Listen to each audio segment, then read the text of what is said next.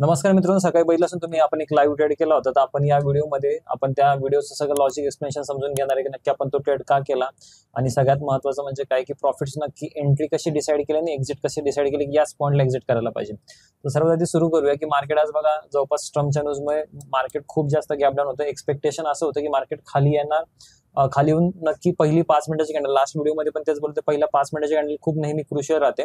तर आपल्याकडे पहिल्या 5 मिनिटाची कॅन्डल इन्व्हर्टेड हॅमर टाईपमध्ये बनली होती. अशा केसेसमध्ये मलाही माहिती आहे की मार्केट एका लेवलपर्यंत बाउन्स करेल, तिथून त्या लेवल नंतर मार्केट परत खाली येणार. तर मला बेसिकली एंट्री पाहिजे होती की त्या पॉईंटला मला एंट्री करण्यासाठी एक परफेक्ट पॉईंट पाहिजे. तर या ठिकाणी मी बेरिश एंगल्फिंग बघून एंट्री केलं होतं.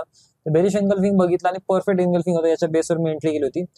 प्राइसमध्ये 9.41 ला एंट्री एक्सपेक्टेड होती, पण कालच्या क्वार्टरली सेटलमेंटमुळे मी एंट्री टाकली खरं, पण अकाउंटला बॅलन्सच नव्हता. म्हणून त्यानंतर मला 5 मिनिटं लागले अकाउंटमध्ये बॅलन्स ऍड करायला. पण जनरली मी घाईमध्ये युपीआय थ्रू फक्त एकच लाख ऍड करू शकलो. त्यामुळेच हे जे होते ना, 2च लॉट बसत होते ऑप्शन सेलिंगचे, 2 लॉट बसले ऑप्शन सेलिंगचे. जनरली विथ हेज मध्ये पहिल्यांदा ऑप्शन बाईंग करतात, नंतर सेलिंग करतात, हे सगळ्यांना माहिती, जवळपास मोस्ट ऑफ द लोक करत असतील प्रॉपरली. ठीक आहे, तर पुढे येऊया आपण. तर बघा माझी एंट्री जी होती 9:46 नंतर बसली या पॉईंटला. 9:46 दिसतं, या पॉईंटला माझी एंट्री आहे सेलिंगसाठी. ठीक आहे, म्हणजे पुट बेरिश व्ह्यू आहे. तर इथे या ठिकाणी एंट्री केली होती. प्राइसने दोनदा माझा स्टॉपला सेट करायचा प्रयत्न केला, पण माझ्या व्ह्यूवर खूप जास्त कन्फर्म होतं की मार्केट टेम्पररी बेसिसवर तर लवकर वर जाणार नाही. हा माझा स्टॉपलॉस होता, हा जो होता मी 22,159च्या आसपास स्टॉपलॉस कन्सिडर केला होता. ठीक आहे, त्यानंतर मार्केटमध्ये काय झालं की मार्केटमध्ये 2 वेळेस स्टॉपलॉस हंटिंग करून मार्केट खाली आला. तर मार्केटमध्ये टार्गेट कसं आयडेंटिफाय करणार, जर तुम्ही व्यवस्थित बघितलं या पहिल्या कॅन्डलला, तर पहिल्या कॅन्डलमध्ये लॉजिक सांगतो मी तुम्हाला. बघा मार्केट एवढ्या मोठ्या ह्यूज गॅप अप नंतर प्राइसमध्ये हा जो आहे, ही लोअर शॅडोचा अर्थ काय होतो?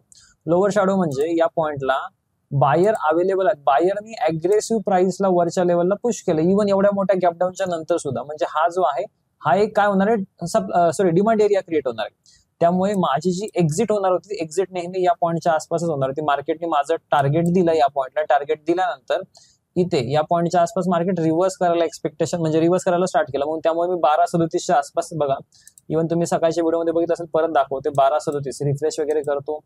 ठीक आहे, एवढं काय मोठी गोष्ट नाही. 12:37च्या आसपास एक्झिट आहे. ठीक आहे, 12:37 कुठं वाजलेले तिथे आहेत.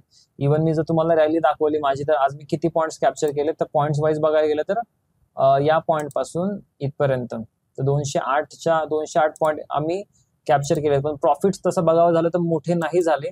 पण एक आपण ट्रेड करतोय लाईव्ह मध्ये, सगळ्यांना दाखवायचंय म्हणून मी म्हटलं की ट्रेड टाकूया, आपण ऑप्शन सेलिंग टाकूया. दुसरी महत्वाची गोष्ट, सर बऱ्याच लोकांना हा प्रश्न पडत असेल, तुम्ही ऑप्शन बाईंग करता का, तो ऑप्शन सेलिंग का केली आज? ठीक आहे, त्याचं पण कारण तुम्हाला सांगूया.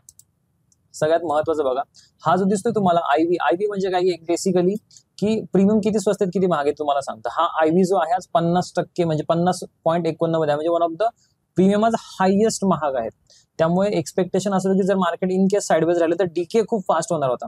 त्यामुळे ऑप्शन बाईंग मी थोडंसं आज स्किप केलं आणि ऑप्शन सेलिंगकडे गेलो. ठीक आहे, आणि तुम्ही जर बघाल तर आजचा विक्स जो आहे, विक्स पण मोस्ट ऑफ द जवळपास 50% वाढलेला आहे. ठीक आहे, त्यामुळे ऑप्शन बाईंग आज माझ्या हिशोबाने, माझ्या रूलनुसार नव्हतं करायला पाहिजे, त्यामुळे माझं ऑप्शन सेलिंग केलं. दुसरी गोष्ट, जर मी त्याच ठिकाणी जर ऑप्शन बाईंग केलं असतं, ठीक आहे, इव्हन 21,900 पुट, ठीक आहे, सेम तुम्हाला दाखवतो मी, त्याच ठिकाणी जर ऑप्शन बाय असता तर ऑप्शन बाईंग मध्ये किती प्रॉफिट असता. ठीक आहे, इफेलच्या गोष्टीत तरी पण दाखवून द्या, 9.41च्या आसपास इथे बाईंग होतं, बरोबर ना. 215चा प्रीमियम 354 झालाय, ऑलमोस्ट जवळपास 50 ते 60% वाढला तो. ठीक आहे, ज्या पॉईंटला मी एंट्री आणि एक्झिट केले, त्यामुळे एवढ्या ॲक्युरेट एंट्री एक्झिट होऊ शकतात, लक्षात घ्या. फक्त बरेच लोक मला म्हणतात, सर ऑप्शन बाईंग मध्ये पैसा नाही. इव्हन मी सकाळी एक व्हिडिओ बघितला, त्यामध्ये बरेच लोक सांगतात, सर ऑप्शन मध्ये कोणीच पैसा बनवू शकत नाही. मी तुम्हाला हे रॉंग प्रूव्ह करण्यासाठीच हे व्हिडिओ बनवून दाखवते तुम्हाला दररोज, की दररोज प्रॉफिट बनवू शकतो ऑप्शन बाईंग मध्ये, दररोज. आणि तुम्हाला फक्त मार्केट कळलं पाहिजे, समजलं पाहिजे, त्यानुसार तुम्हाला ऍक्ट पण करता आलं पाहिजे. बऱ्याच लोकांना मार्केट कळतं, सर आमची एंट्री खूप प्रॉपर आहे पण आम्हाला एक्झिट करता येत नाही, आम्हाला हा प्रॉब्लेम तो प्रॉब्लेम हा नेहमी तुमच्याच डोक्यात आहे, सायकोलॉजीमध्ये आहे. अदरवाईज मार्केटमध्ये काहीच प्रॉब्लेम नाहीये. मार्केट जर असं प्रत्येकाला पैसे देत राहिलं, प्रत्येक माणूस शेअर मार्केटमध्ये येतोय, जर मार्केट प्रत्येकाला पैसे देत राहिलं तर इंडियामध्ये कोणता भिकारी राहणार नाही, असं झुंझुनवाला म्हणून गेले. त्यामुळे सगळ्यात महत्वाची गोष्ट, मेहनत करा, मार्केटला समजा, व्यवस्थित काम करा. आणि जोपर्यंत तुम्ही तुमच्या स्वतःवर काम करत नाही तोपर्यंत मार्केट तुम्हाला पैसे देणारच नाही, हे मी सांगतो तुम्हाला. ठीक आहे, तर आजचा व्हिडिओ मध्ये एवढंच. व्हिडिओ बघितल्याबद्दल धन्यवाद. Thank you so much.